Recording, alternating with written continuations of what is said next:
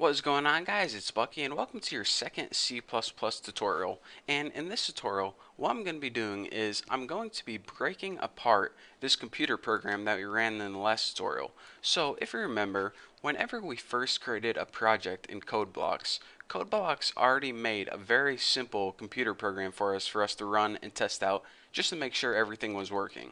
And all it did was it printed out hello world on the screen. So if you go ahead and build and run this, we see that it just says hello world and some other computer stuff that isn't really relevant. But anyways, all this computer program does is print out hello world. And before I get into breaking this apart and telling you what each piece does, I want to say one thing. You would think, since computer programs are just made up of a bunch of lines of text, that we can learn each line one at a time. But computer programs are weird in that this is pretty much the most simple program you can write. And check it out. There are already 7 different lines included here. So in order to even write a most basic program, you need to code at least 7 lines of code. So it seems kind of confusing, and I just want to give you guys a warning. As long as you can get through this video, all the rest of the videos are going to be incredibly easy. This is the only one where I have to throw a bunch of information at you, but still I'm going to break it down as easy as possible. And the reason for that is because you need so many things in order to run such a simple program, but once you understand the basics, everything else is just smooth sailing, I promise. So let me go ahead, and we're going to be getting more in depth in each of these lines, but for now, let me just give you guys a brief introduction to what each line does. Let's go ahead and start at the top and work our way down. This include IO stream line right here, this is technically called a pre-processor directive. So if you're taking a test, if you're watching these tutorials because, maybe you're in C++ class and your teacher's kind of confusing you, answer on the test, this is a pre-processor directive. Now what that means in everyday terms is it pretty much says, alright, we're going to be including a file in this program that we're going to be using later on. So it's going to be including a file, IO stream, that we didn't make. We didn't make this file, but it needs it to run this program later on. So that's why it needed to include it. Again, we're going to be talking more about header files later on, but for the basics of this tutorial, all you need is to know that this line includes a file that our program needs to use later on. Now, the next line you can see is just a blank line. And you may say, alright, do you need this blank line? Do you not need it?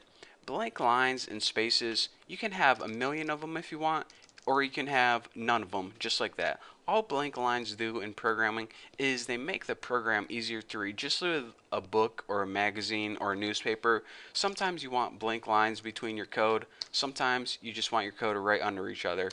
It's personal preference. People, whatever you want.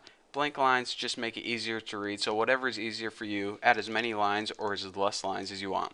And that brings me to another point. These tabs too, see this is kind of tabbed out or tabbed in. It's the same thing. Some people tab things in, make it easier to read.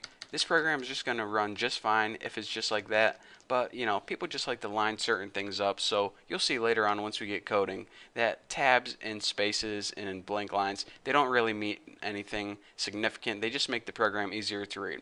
So that being said, under that blank line is this using namespace STD. And believe it or not, this does not stand for sexually transmitted disease. I like to think that, but trust me, it doesn't.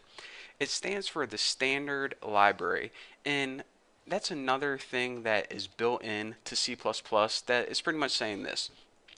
We're going to be using all the standard things with C++, nothing fancy. Again, we're going to be going over libraries and stuff in the future, but basically these two lines include things that we're going to need later on. This includes a file, and this includes something called a library, which, is just a bunch of C++ stuff. So with that being said, we know that these two lines include things. Fair enough. So now let's get to the meat and I don't know, meat and potatoes, I guess, of the computer programming, and that's this. This entire thing is called a function.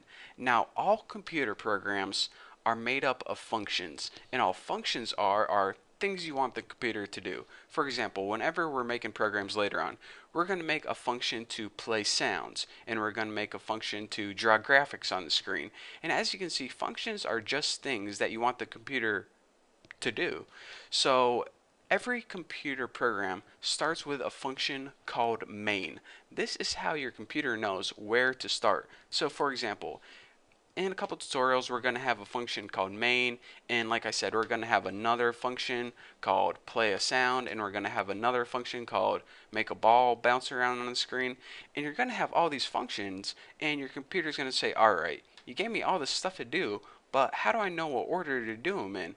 Well, your computer automatically knows anytime it runs a program to start with the main function. So that's why it's so crucial to name this function main. So in order to make a function, you do this. You first write what type of data you're going to be working with. And what functions typically do is they do some sort of calculations. For example, find the body mass index or calculate the velocity of something. Well, whenever it makes this calculation, it usually wants a number back, an answer in other words. Well, since we're going to be working with just integers, main always works with integers, so that's why we need that. But again, we'll be getting into that later on. After that is the name of the function, and this one is named main. Don't worry about these parentheses right now, but what we do need to worry about is these little, they're not semicolons, squiggly brackets, I guess they're called, curly braces, I don't know, whatever the heck they are. And this has an opening and a closing curly brace, and in between them you have something called statements. Now all functions are made up of statements, and all statements are basically instructions, and each instruction needs to end with a semicolon. That's why you see every line inside a function ends with a semicolon.